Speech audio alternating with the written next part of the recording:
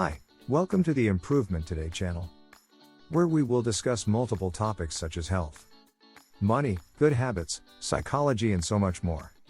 Today, we are going to be talking about leader versus boss, how to be great at both.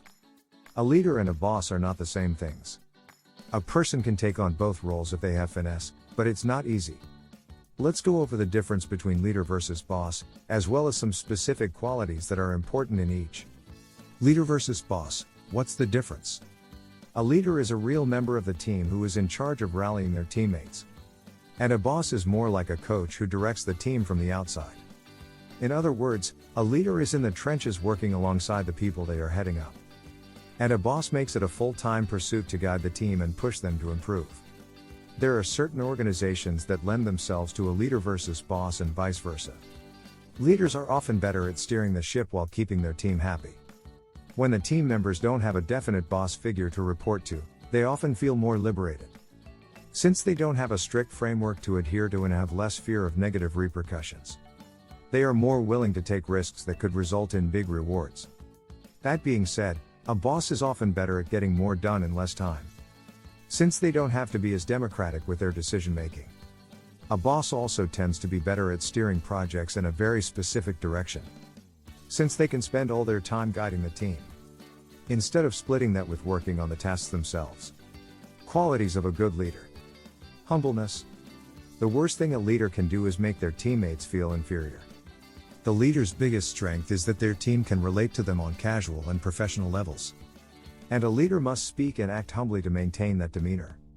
Listening. A leader has to listen to their teammates carefully. Whereas bosses tell the team what to do, leaders have to take time to listen to everyone's opinion and factor it into their own decisions. Social skills. Of course, leaders need to be social creatures. They should be approachable and approach other people who aren't confident enough to approach others with their ideas.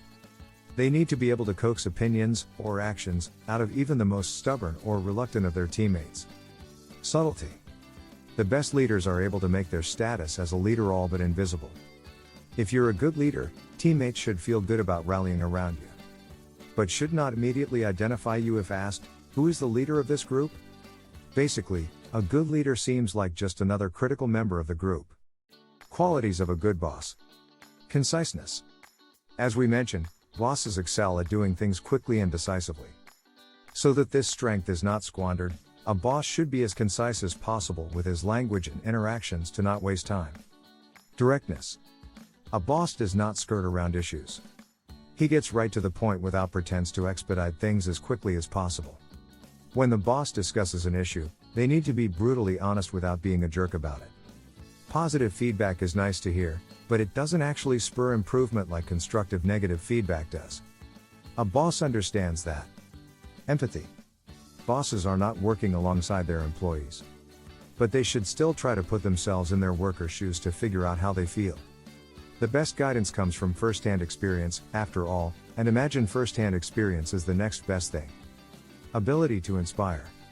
A boss knows how to pump up their workers with inspiring words. Like a coach giving a pep rally speech before the big game. A boss knows when to turn the pressure on and off, and they make the work count when it's time to turn it on.